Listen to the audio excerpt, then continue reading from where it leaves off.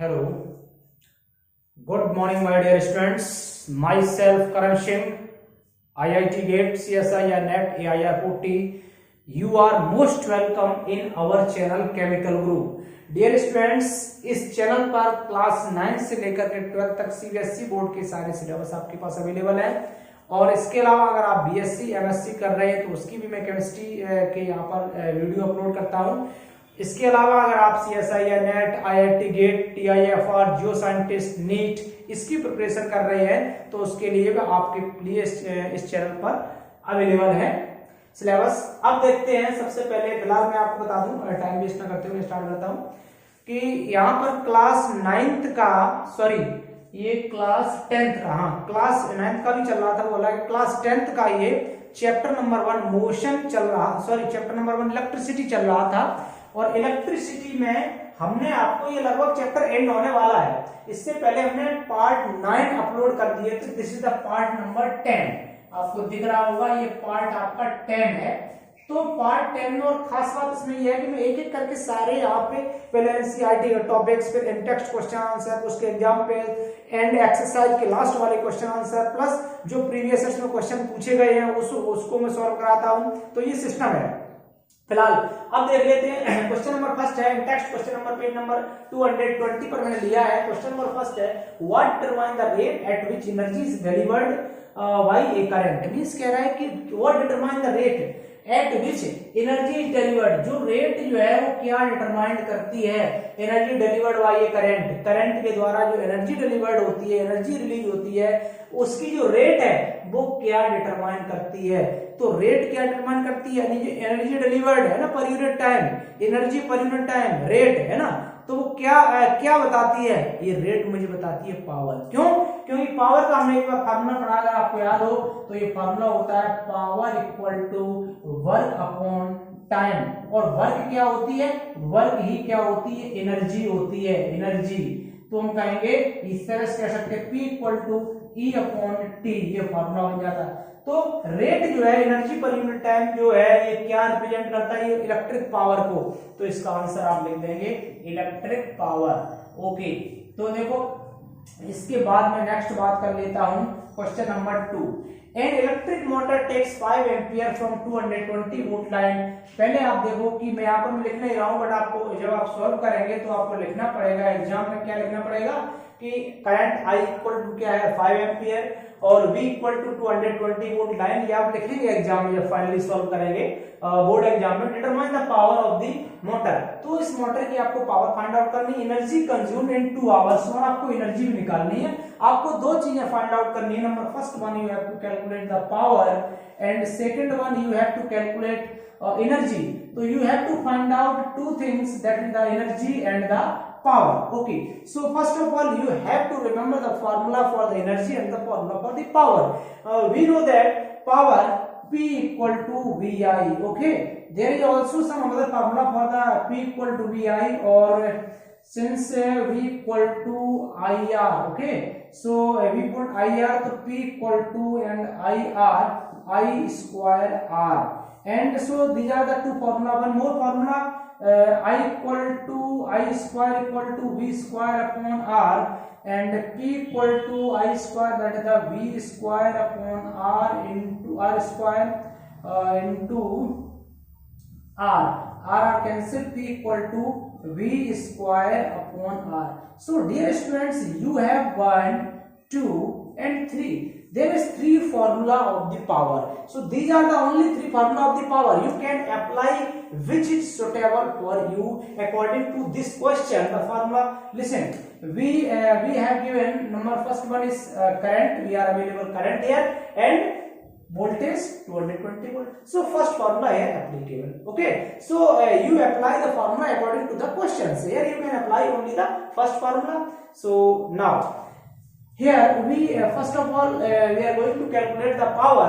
So power equal to P equal to V into I, that is voltage is 220 into I is 5 ampere. Simply P equal to multiply 500 5 2 जा 10 और 5 2 जा 10 और 1100 watt. 1100 watt. So right answer is 1100 watt.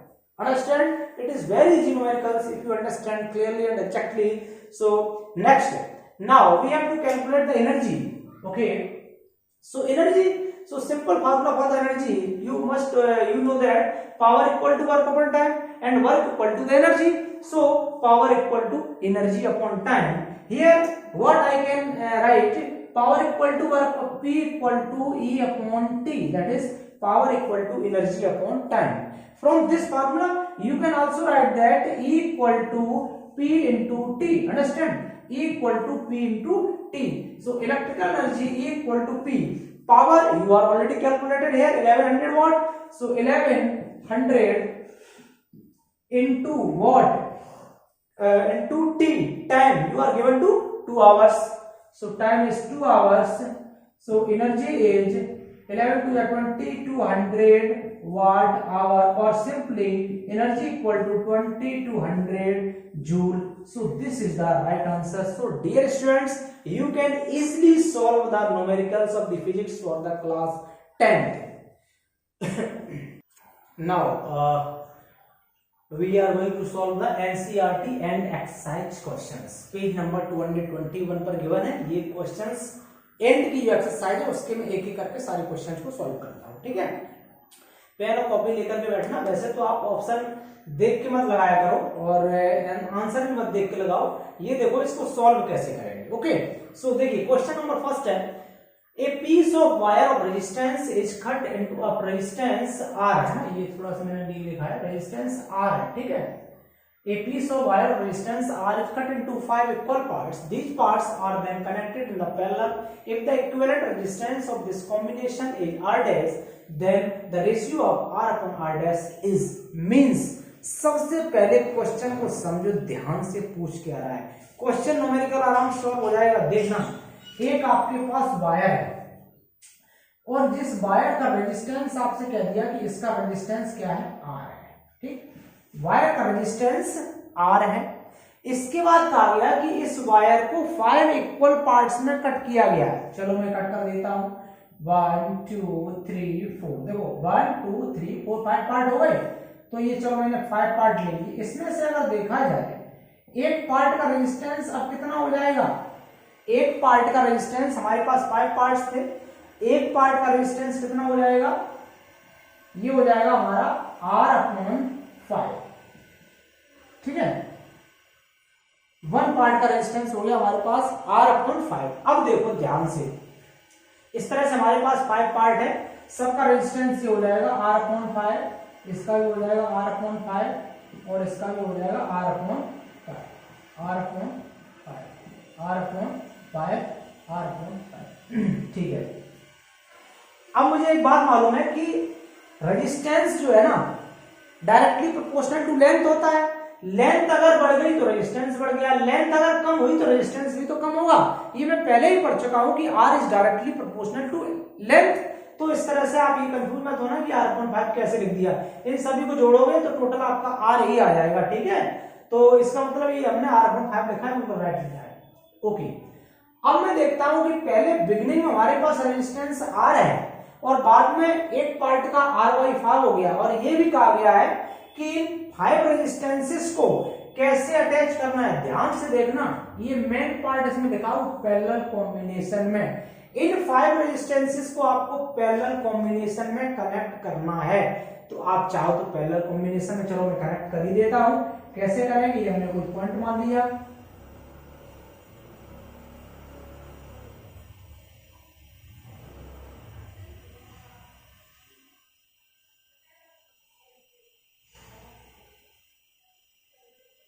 और यहां से हमने लिया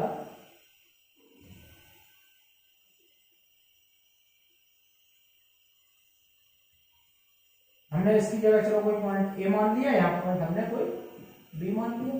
तो ये 5 रेजिस्टेंस हैं और सभी आपके क्या है, R/5 रेजिस्टेंसेस हैं, R/5 R अपॉन 5 और R अपॉन 5। पैरेलल में कॉम्बिनेशन कर दिया, और सीरीज और पैरेलल के कॉम्बिनेशन में आपको पहले ही करवा चुका हूं। तो अब समझ लो ध्यान से कि सीरीज और पैरेलल कॉम्बिनेशन में क्या होता था, जो इसका इक्विवेलेंट रेजिस्टेंस है वो क्या ना R डैश है, तो इट मींस आपका क्या हो जाएगा 1 upon R dash equal to 1 upon R upon 5 लेंगे, 1 upon R upon 5 plus 1 upon R upon 5 यहां से लेंगे प्लस 1 अपॉन आर अपॉन 5 लेंगे प्लस 1 अपॉन आर अपॉन 5 लेंगे प्लस 1 अपॉन आर अपॉन 5 लेंगे। 5 बार हो गया। तो वही आपका होता है 1 upon R dash equal to क्या होता है 1 upon R one plus 1 upon R two plus 1 upon R three. ठीक है, तो यहां से कैलकुलेट करेंगे तो 1 upon R dash equal to देखो 5 ऊपर चला जाएगा तो 5 upon R plus 5 upon R plus 5 upon R plus 5 upon R plus 5 upon R. ठीक है, अब जब डेनोमिनेटर सेम है तो ऐड कर दो। तो 1 upon R dash equal to 5 बार 10 15 20 25 तो 25 अपॉन आर। क्रॉस मल्टीप्लाई करेंगे तो आर डैश इक्वल टू क्या निकल के आएगा, यहां से निकल के आएगा आर डैश इक्वल टू और यहां से लिखेंगे आर अपॉन 25। आर डैश निकल के आएगा आर अपॉन 25। कैलकुलेट क्या करना है आपको, निकालना आर अपॉन आर डैश की वैल्यू क्या होगी। तो देखो आर अपॉन आर डैश तो R upon R dash R तो आर लेंगे दिया हमने, आर डैश लिखो तो आर डैश की वैल्यू कितनी आई आर अपॉन 25। आर डैश की वैल्यू आई है आर अपॉन 25, एप्लाई कर दो आर अपॉन 25। अब ये 25 नीचे गया तो ऊपर पहुंच जाएगा रिवर्स होकर के, तो ये हो जाएगा आर अपॉन आर इंटू ये ऊपर चला जाएगा 25 अपॉन 1 मान लो आर से आर कैंसिल हो गया इक्वल टू कितना आंसर आ गया 25। तो the right answer is D, this is the correct answer. तो इस तरह से आप बहुत ही इजीली न्यूमेरिकल को सॉल्व कर सकते हैं आसानी से। नेक्स्ट क्वेश्चन नंबर सेकंड की बात करते हैं। Which of the following terms does not represent electrical power in A circuit. Electrical power को कौन सा टर्म रिप्रेजेंट नहीं करता है, रिप्रेजेंट नहीं करता, ध्यान देना। तो यहां पर देखो आप बहुत ही सिंपल सा तरीका हमने आपको पहले ही ऑलरेडी बता रखा है, P इक्वल टू आप कुछ नहीं, तीन ही सिर्फ फार्मूले पावर के वही याद रखने और कुछ नहीं करना। P इक्वल टू VI होता है, P इक्वल टू VI होता है और ओम्स लॉ के according V equal to IR square, V equal to IR होता है, V equal to IR according to Ohm's law. तो V की जगह क्या लिख देंगे बोलो, V की जगह IR लिख देंगे। तो यहाँ से P इक्वल टू आ जाएगा हमारा I स्क्वायर R, एक फार्मूला फर्स्ट हो गया, सेकंड हो गया, और P इक्वल टू अब यहाँ से देखो अगर हम कहें तो I इक्वल टू क्या हो जाएगा बोलो, I इक्वल टू हो जाएगा V अपॉन R और मैं लिख सकता हूँ I square equal to V square upon R square, यहाँ लिख सकता हूँ I square equal to V square upon R square add कर सकते हैं। तो यहाँ से देखो I की जगह लिख सकते हैं हम V square upon R square into R लिख सकते हैं। तो P इक्वल टू R से R कैंसिल हो जाएगा, V स्क्वायर अपॉन R, ये हमारा थर्ड फार्मूला हो जाएगा। तो देखो पावर का क्या क्या फार्मूला होता है, VI हो सकता है, I स्क्वायर R हो सकता है, V स्क्वायर अपॉन R हो सकता है। देखो I स्क्वायर R हो गया, ठीक हो गई, और इसका देखो VI हो गया, V स्क्वायर अपॉन R। सिर्फ और सिर्फ कौन सा फार्मूला नहीं हो सकता, IR स्क्वायर कहीं भी नहीं है। So option number B is the correct option, simple सा था। ओके, ऐसे क्वेश्चन कंपटीशन लेवल पे पूछा जाता है, नीट लेवल में पूछ दिया जाता है, तो इस तरह से आपको अच्छे से समझना चाहिए। नेक्स्ट क्वेश्चन नंबर थर्ड है कि an electric bulb is rated to 120 volt and 100 watt when it is operated on 110 volt the power of the consumed will be. Means पहले एक दो केस दे रखे हैं, केस फर्स्ट आपका ये है और केस सेकंड में कह रहा है कि जब 110 वोल्ट आपका पोटेंशियल डिफरेंस है तो उस समय पावर कितनी होगी, समझना ध्यान से। केस फर्स्ट की अगर मैं बात करूं, केस फर्स्ट में देखो क्या क्या गिवन है आपको, V इक्वल टू गिवन है 220 वोल्ट दे रखा है, साथ में P इक्वल टू आपको 100 वॉट है। अच्छा एक बात याद रखना, कोई भी रजिस्टर अगर लगा हुआ है, कोई भी रेजिस्टेंस है, कोई बल्ब है, कोई भी लाइट है, उसका रेजिस्टेंस पर्टिकुलर होता है, फिक्स होता है, ठीक है। तो अब देखो, तो यहां पर आपको निकालनी है सेकंड केस में पावर। पहले केस से मैं रेजिस्टेंस को फाइंड आउट करता हूं। रेजिस्टेंस कैसे निकालेंगे, फॉर्मूला हम लोगों ने पढ़ा था, अभी ध्यान करो कि P equal to V square upon R, क्या था फॉर्मूला, P इक्वल टू था V स्क्वायर अपॉन R। तो देखो P इक्वल टू पावर आपकी कितनी है 100 वाट है, तो यहाँ से यार ऐसे लिख सकते हैं, देखो R equal to V square upon P लिख सकते हैं। तो R equal to V square, V की वैल्यू कितनी है, V आपका है 220, ठीक है, और R यहां से निकाल रहे हैं 220 अपॉन P, पावर कितनी है बोलो 100, ये 100 है पावर, तो इसका लेकिन स्क्वायर और करना पड़ेगा, ठीक है। तो R इक्वल टू करेंगे तो 220, इसका जब दो बार करेंगे मल्टीप्लाई तो 484 अपॉन 100, तो 0 0 cancel out, 0 0 cancel out, R equal to हो जाएगा 484 ओम रेजिस्टेंस, और जो 484 जो रेजिस्टेंस है दिस इज फिक्स, ठीक है। एक पर्टिकुलर डिवाइस के लिए पर्टिकुलर एक कोई सिस्टम ले रखा है तो उसके लिए रेजिस्टेंस ये आपका फिक्स है, ठीक है, बल्ब के लिए है, जिसके लिए भी हो। अब दूसरा मुझे निकालना है कि जब 110 वोल्ट का लाइन सप्लाई किया, 110 का पोटेंशियल डिफरेंस दिया, उस समय आपकी जो है वो पावर कितनी होगी। तो सिंपल सा फार्मूला देखो, वही फार्मूला फिर से लगा देंगे। तो P इक्वल टू आपका क्या हो जाएगा, V स्क्वायर अपॉन R कर देंगे।